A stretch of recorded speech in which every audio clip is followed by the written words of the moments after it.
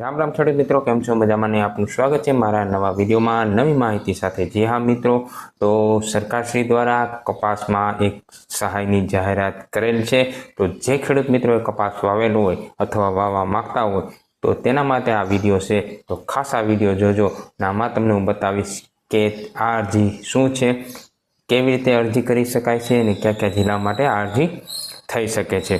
तो जी हाँ मित्रों, विडियो सारो लागे तो लाइक करजो और बीजा खेडूतोने शेर करजो, जेथी करीने आनी विषे माहितगार थई शके। हाँ, अवनवी खेती लक्षी माहिती तमारे जोती होय तो मारी आ यूट्यूब चेनल ने सब्सक्राइब करजो। सरकार द्वारा जी आ कपास सहाय योजना बहार पाडवामां आवेल छे।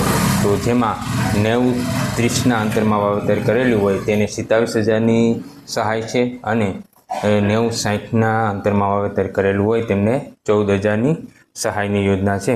આ બંને યોજનામાંથી કોઈ પણ યોજના તમે પસંદ કરીને ફોર્મ ભરી શકો છો, જે પ્રમાણે તમે કપાસનું વાવેતર કરેલું હોય તે પ્રમાણે।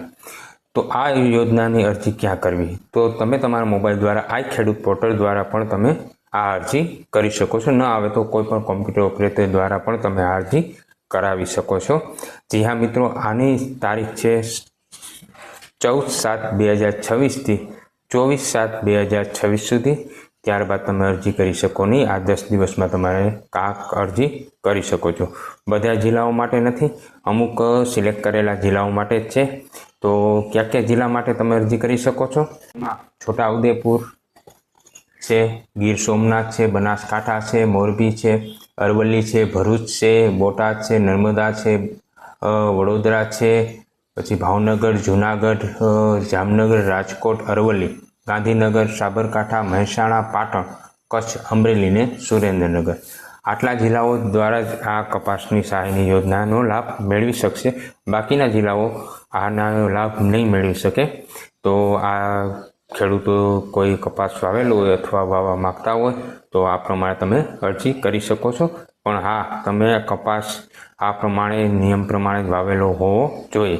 જે આ બે પ્રકારના કોઈ પણ તમે કપાસ વાવેલો હોય છે તે પ્રમાણે તમે તેમાં અરજીમાં લાભ મેળવી અરજી કરી શકો છો। તો વિડીયો સારો લાગ્યો હોય તો લાઈક કરજો, શેર કરજો અને સબસ્ક્રાઈબ કરજો। નવી માહિતી નવા વિડીયોમાં મળશું। ત્યાં સુધી જય હિન્દ, જય ભારત, જય જય ગરવી ગુજરાત।